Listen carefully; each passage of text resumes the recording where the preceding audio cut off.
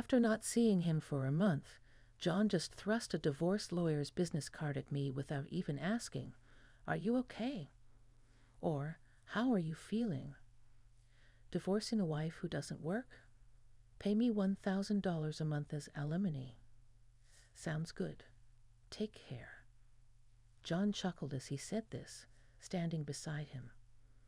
Emily was wrapping her arm around his, wearing a similar smug expression. "Fine, let's divorce then," I said. I said it so casually that John seemed a bit surprised, but he quickly shared his smile with Emily.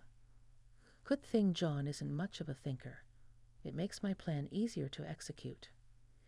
After the divorce papers got approved, I decided to start my revenge plan on both of them. I would make them cry as a celebration of my recovery. My name is Sarah Wolf. I'm a 47-year-old illustrator, and I also work as a children's book author.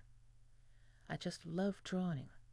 I have 2 childhood friends, John and Emily. They're important friends to me, and John is also my husband. It all started when John asked me out as I was heading to a different college after high school. I was surprised. I thought he was into Emily, but I couldn't say no to a confession from John, whom I had secretly liked. After some thought and consultation with Emily, I accepted John's proposal. Emily's behavior had been a bit problematic since teens, but she was still a dear friend to both John and me. However, Emily had a tendency to snatch other people's boyfriends and then dump them once they became obsessed with her, causing problems time and again. Her parents were concerned, so John and I often spent time with her to watch over her. John and I got married when we were 25. 4 years later, Emily brought her fiancé into our lives. His name was George, a professional working for a top-tier company. Nice to meet you, Sarah and John. I've heard so much about you. Looking forward to our future together. George was very polite, and we all got along immediately. We would get together during holidays and vacations, taking trips or going on long train rides to enjoy some drinks. However, things started falling apart after Emily got pregnant 2 years into her marriage. John and I originally had many siblings, so there was no worry about it. We decided we didn't need children. Both of us loved kids, but weren't keen on actively caring for them. Besides, we loved our freedom to travel and enjoy drinks. We often found it heartwarming to see families with children, but it was never more or less than that. When Emily announced her pregnancy, John's attitude started to change. He quit smoking because Emily said she couldn't stand the smell and even offered to drive her to doctor's appointments using his vacation days. I warned him George might get upset if he was always with Emily, but John argued back, "You have work, don't you? She's our childhood friend, and she's reaching out for help. You're heartless." I said, "I've been buying things and helping where I can, but going with her to the obstetrician is crossing the line." When I said that, John frowned and then glared at me. "Why?" "Because Emily wants it, right? She says she's anxious about the checkup. I can't just let her go alone if she's anxious. All the more reason for George to go with her, right? If you go with her every time, it's almost like you're the father of the baby in her belly. John, you're not going to get pregnant anyway, so what's the problem?" He didn't take my concerns seriously and instead started to snap, saying I was being annoying. We had hardly ever had a fight during our marriage, but things changed when Emily got pregnant. Our arguments increased, and that didn't change even after Emily gave birth. In fact, John started spending even more time with Emily and their child, Emma. But when Emma was 6, an incident occurred related to the attendees of Emma's graduation ceremonies. The day before the graduation, John suddenly started rummaging through the closet. "John, what are you doing? Have a meeting tomorrow." John's workplace had a casual dress code, but there was a rule to wear a suit during client meetings, so he always kept a few suits ready. But they were all thrown on the bed now. Ah, no, just trying to decide what to wear for the graduation ceremony. What? You're seriously thinking of attending the graduation? Yeah, George can't make it. Emily asked me. Wait, that's absurd. No matter how you look at it. I inadvertently raised my voice in denial. Immediately, John's face turned sour.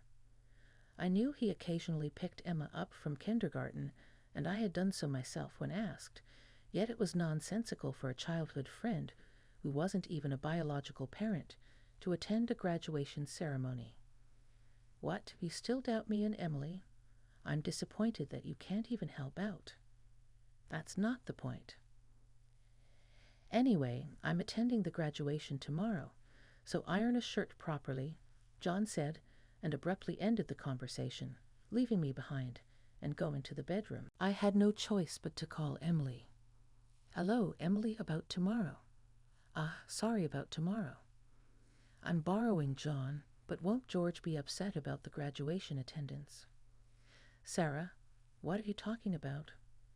Obviously, I haven't told George that the graduation is tomorrow. I'll tell him after the ceremony. I was shocked to learn that George didn't know about the graduation schedule. Upon further questioning, it seemed that Emily hadn't informed George about any of the kindergarten events so far, and John had been acting as the father at the kindergarten, which made me dizzy with its selfishness. Wait a minute, Emily, isn't that extremely unreasonable? It's disrespectful to George. And just because he's a childhood friend. What's wrong, Sarah? You're scary. Well, see you tomorrow. Wait, Emily. I was trembling with anger at Emily, who unilaterally hung up the phone. Still, in the end, I ironed a shirt, prepared a tie, and the next morning saw John off to Emma's graduation ceremony. Since then, Emily and John started going out more frequently, from once a month to once a week, and then to 3 times a week. Eventually, even George seemed to have some suspicions, and one day while John and Emily were out, he visited our house alone. I'm sorry for visiting you late at night. There's something that's been bothering me. Is it about the 2 of them? Yes, I would like you to take a look at this. George showed me the GPS history he had installed in Emily's car. It showed that she had been staying at a hotel 3 times a week, all of those days she was out with John. Just by looking at George's face, I understood what that meant. What do you want to do, George? I want to take revenge on those 2. Me too. I can't forgive them for betraying us. After all this time, we started planning our revenge on them secretly. First, I started by increasing my income because I had been saving by doing housework and taking care of Emma. My income had drastically decreased. George switched to working from home, and when Emily and John would go out, he would bring Emma to my house, and we would take care of her together. Neither Emily nor John realized that we knew about the relationship, and we were able to gather solid evidence. Once we had collected enough evidence and were ready to take our revenge, we discovered a shocking truth about Emma. George and I struggled with the decision, but we both agreed that we didn't want to hurt Emma, so we decided to wait until she was an adult to take our revenge. However, even though we decided to endure for 10 years, I was struck with a serious illness. I needed long-term hospitalization, and even at best, I wouldn't be discharged for at least 2 years. Although I could work from the hospital room, it was certain that I would have to reduce my workload after informing George about the situation. I consulted John, however. His reaction was no different from when we were making small talk. I'll visit you once in a while, he said. I felt that John no longer had any affection for me, as he didn't even ask about my condition or the name of the disease. In reality, John only visited once a month or once every 2 months. After Emma's 15th birthday, she started acting strangely, becoming distant after visiting almost every day right after I was hospitalized. Neither George nor I could figure out why, and we were puzzled. Even when we asked Emma, she just said, "Don't worry about it." However, we eventually learned the reason from John, who rarely showed up. "Hey, it's been a while," John said, walking in without knocking, completely transformed with a flashy appearance. After not seeing him for a month, John just thrust a divorce lawyer's business card at me without even asking how I was feeling. "Divorcing a wife who doesn't work. Pay me $1,000 a month as alimony." "That's the deal, so take care," John said, grinning from ear to ear. Beside him, Emily wrapped her arms around John with a similar expression on her face. "Fine, let's divorce then," I casually agreed, which seemed to surprise John for a moment, but he quickly exchanged smiles with Emily. It was good that John wasn't the type to think too deeply. That's why my plan worked so well. After receiving notification that the divorce was finalized from John, I decided to start my revenge plan against the two of them. I would make them cry as a celebration of my recovery. I promptly started taking action. First, I contacted George to transfer hospitals. Then, I informed my lawyer that they would be mediating between the two parties from now on. George began to act accordingly. He moved near my new hospital with Emma and started to visit me frequently. Emma still had a gloomy expression, but I was happy that she came to see me every day. Most of my belongings were already in the hospital room, so I told John to dispose of the rest. I didn't want to bring anything that the two of them might have touched into my new life. Once the hospital transfer and George and Emma's move settled down, I received a call from John. I had only left my seat for a few minutes, but my smartphone already showed 30 missed calls. I answered the phone, feeling exasperated. What the hell is going on? I could hear the voice of a troubled real estate agent behind John's panicked voice. I also heard Emily yelling, which made me feel sick. "What do you mean, what's going on? It's obviously about the house. Why do we have to move out?" John shouted, as if it wasn't his fault at all. I replied coolly, "Obviously, because that's my house." John seemed to have completely forgotten, but the truth was the house we lived in was a room I rented as a workspace when I started making a living as a freelancer. At that time, I didn't have enough income to maintain 2 houses, and John didn't have enough income to live alone, so he moved into my place. Therefore, John had never paid the rent or utility bills for that room. Although I received some money from him for living expenses, it wasn't enough to maintain the place. Unfortunately, that room was already canceled. It was far from the hospital I transferred to, so I processed the cancellation the day after submitting the divorce papers. I didn't inform him because the real estate agent, who knew the situation, said they would contact him. George and Emma suddenly disappeared, and our house was sold. "What are we going to do about our new house?"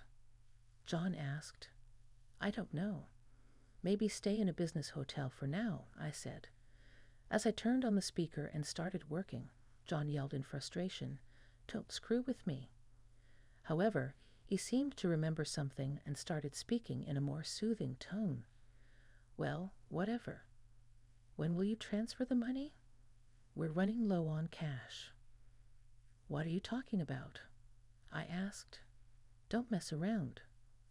"I told you to pay $11,000, didn't I?" John demanded.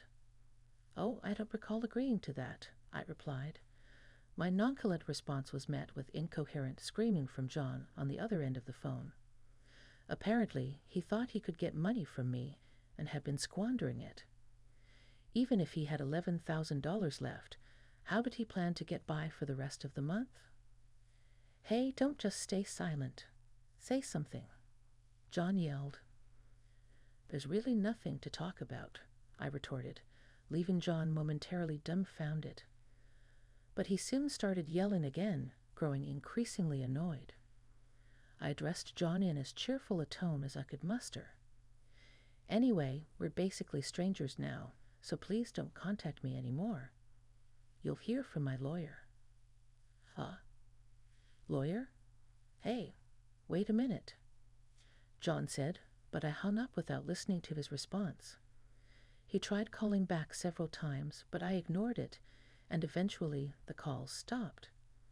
However, angry that I didn't answer, John started ignoring calls from my lawyer. He certainly had a childish side, but I never imagined he'd be the kind of person who didn't mind causing trouble for others. I sighed deeply at John's selfishness. A few months later, after a temporary discharge from the hospital, I visited John's parents' house. In front of me were John and Emily, both looking small and trembling. "You tell him my parents are a low blow?" John asked. "Oh, I just reported that we got divorced," I said. John glared at me in response, but he shrank back under his father's stern gaze. Actually, I had a great relationship with my in-laws, even visiting and dining with them when John wasn't around. Despite being so well-loved, I felt it was wrong not to share the details of our divorce, so I went to visit them. "Is it true that you're remarrying Emily?" I asked. "Yes, it's true," she said. "True. Emily, Emma, and I are going to start over as a family." "What are you talking about? Your only family is Sarah." "She's not my family anymore," John said. His words made his father frown, as if to say, "Give me a break." John shook his head a few times and then handed me a piece of paper. It was a bill from a nearby luxury hotel. "What's this?" I asked. "It's the bill from the hotel we stayed at," John said, acting as if it was obvious. He then suddenly collapsed. "Oh, what the heck?" John's mother said, gasping for breath. "I didn't raise you to be like this." She was met with a look of disbelief from John. Next to him, Emily wore the same expression. "Why are you so angry? It's just that the family is changing because I'm getting married. Plus, you'll have a grandchild, a blood-related one at that. Aren't you happy?" My mother-in-law, looking as if she couldn't believe what she was seeing, glanced at John and then turned her gaze to me. Both my in-laws understood that I didn't want children and still treated me as their own daughter. Of course, they treated Emily, my childhood friend, similarly, but there was always a boundary between a daughter-in-law and a friend. I remembered Emily often complaining about that, so I was certain my mother-in-law wouldn't be happy about this situation, and Emily should have known it too. "You do know, Emma, right? It'll be your grandchild, so you'll be happy, right? It's because she's a child I've known since she was little." "Oh, but half of her blood is from John, right?" Even after all this, Emily, showing no sign of remorse and acting as if she couldn't understand the problem, gave me goosebumps. At that moment, someone who had been silent until now spoke up. "Enough already. It's disgusting." Hot Emma, who had been playing with her smartphone in the corner of the room, spoke to Emily without looking up. The room fell into stunned silence. "My dad is the only one I consider my father, whether we're related by blood or not. He's the only one. But you know, Jan has always been the one to attend your school events. I heard everything from Dad, how he was always informed of the event dates after they were over, how eventually even the events themselves were kept from him. But Dad always said I was his daughter, so I am his daughter, and I will never be yours." Emma glared at Emily as she said this. Then, sitting beside me, she switched to a more concerned tone. "You know, when I found out about this, I thought you would hate me. But Dad said that wasn't the case, so I came here today. Emma, I love you so much. You were so kind to visit me every day while I was in the hospital. I was really happy." Sarah, Emma, perhaps relieved of her anxiety, teared up and hugged me tightly. It might indeed be a child resulting from an affair between John and Emily, yet it's a child I've taken care of for 15 years. There's no way I don't have affection for her. Speaking of which, Emily, weren't you curious why I wasn't surprised when I found out Emma is John's daughter?" "Ah?" Emily looked startled. Before she could speak, a new person entered the room. We knew from the start minus 10 years ago. Actually, George suddenly appeared. Understandably so, as she had recently unilaterally demanded a divorce, citing irreconcilable differences. I was shocked when you mentioned divorce. Oh, and unfortunately, you're not divorced yet. The divorce papers are still here. Didn't you notice? I figured it wasn't in Emily and John's nature to confirm things, but I couldn't help but be stunned that Emily, despite the 100-day waiting period for women to remarry, had noticed for months. So Emily is still my wife, and Emma is still my daughter. Well, since there won't be a wife, though. Wait, what do you mean? A 15-year-old can choose their parent? That's not true. Emma wants to be with Mom, right? Emily said that and looked at Emma. Emma frowned at Emily and held my hand. Emily was speechless at that and glared at me. Then John suddenly burst into laughter. So that's what it is. You two are together. Ha. But too bad, isn't it? Impossible to live on George's salary alone. Can you stop making weird assumptions? Also, it seems George earns double the amount you think. Emily knows about it. Huh. It's probably a bluff. Besides, it's impossible for you to work while dealing with your illness. You'll just die miserably somewhere. This time, I laughed at John's huge misunderstanding. Seeing this, John started laughing, which was getting frustrating. You didn't know about my income, did you, huh? It's probably just a bit more than a part-time job. No, it's different. My annual income is $500,000. John's eyes and mouth were wide open in shock. Emily was also stunned. In fact, over the past 10 years, I have become a popular children's book author, and my income had skyrocketed from essays, interviews, and more. Moreover, a film adaptation is planned soon, so my income is skyrocketing. Liar. Oh, do you want to see this? I said that and showed Emily my bank account screen. It clearly showed a large amount of money being deposited every month. Emily was at a loss for words when she saw it. Sarah, let's make up, huh? What are you saying? Emily was furious at John's words. Blinded by the money, I watched them blankly and then opened my mouth. Well, if you want to get married, feel free. Oh, and I'll definitely take the compensation for damages. Sarah, wait. Ignoring John's words, I took Emma's hand, and after saying goodbye to my in-laws, I left their house. John originally worked at my father-in-law's company, but it was revealed that he was lying about going out for sales, and he was fired. My father-in-law planned to forcibly put him on a friend's fishing boat and work him to the bone. Working on a fishing boat was tough for an indoor-loving John, and he contacted me several times. But each time, I notified my father-in-law, and eventually the calls stopped. Emily lost custody to George and got divorced. She seemed uninterested in John, who couldn't afford luxuries and didn't seem to chase after him. She was disowned by her family and lived alone in a rundown apartment. She hadn't worked at all since getting married, and since she had always made others do things for her, she couldn't do anything herself. There were hardly any places that would hire her as a full-time employee. Still, she had to pay for her living expenses and child support, so she worked multiple part-time jobs and barely made ends meet. After entering high school, Emma worked hard every day to study abroad and go to a prestigious university overseas. Being originally diligent, her dream is to translate my picture books and deliver them to children all over the world, which makes me happy. As for me, my picture books are selling well, and I am receiving more and more offers for adaptations and merchandise. My illness is also progressing well, and although I am still hospitalized, my doctor recently told me that I might be able to leave the hospital next year.